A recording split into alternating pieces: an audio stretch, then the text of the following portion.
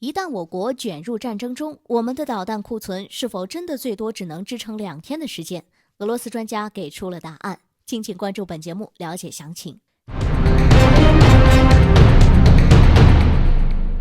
随着时代的变化，现在的战争早已经不是历史上那样靠近身肉搏的火拼来决定胜负，而是通过武器装备之间的较量。甚至在未来，战事很可能见不到一个人，只有高科技武器之间的对抗。不过就现在来说，想要掌握如今战争的打法和节奏，首先就要掌控制空权和制海权。这样一来，敌人的地面部队就不能对我方发起威胁。举个例子，美国在发动战争的时候不会考虑到武器的消耗，只想快速解决战斗，取得胜利。对于美国来说，武器储备没有问题，可相对于其他国家，武器储备就会有一定的要求。没有充足的武器，就意味着在战时还没等到敌人热完身，你就已经消耗完了全部的武器。至此，武器储备非常重要。近期就出现这样一个话题：一旦我国卷入战争中，我们的导弹库存最多只能支撑2天的时间。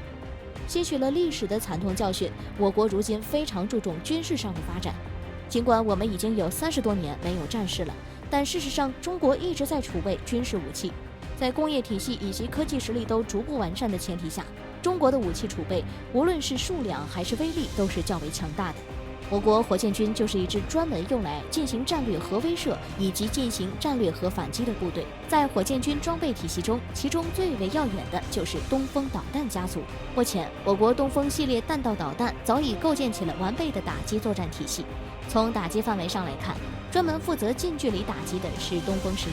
也有东风25这样的中程洲际弹道导弹，加上人送绰号关岛快递，简称航母克星的东风26，以及号称航母杀手的东风21D，当然少不了远程打击的东风41型洲际弹道导弹。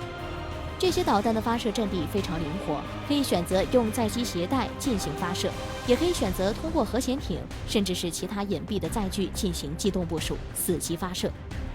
俄罗斯专家就曾经说过，中国的导弹可以打到世界上任何一个国家的角度当中。如果真有敌人要把中国逼入绝境，我国也会绝地反击。未来的战争可能会有核武器的出现，届时我国要被迫加入战争，仅需要花10分钟就能够翻盘成功。例如上述所说的东风21D，该导弹带给美军航母编队必定是沉重的打击。加上我国还有能力在短时间内利用现有的资源，制造大量的武器装备对敌人进行威慑，因此不存在中国会将导弹弹药全部打光的现象。不过，中国也不希望未来会有被迫进入战争的一天。无论战败还是战胜，最后都会损失惨重，人民群众流离失所，家破人亡，这不是我们想看到的。所以我国一直都尽可能与各国和平相处，但这不代表我国害怕战争，不想和惧怕是两码事。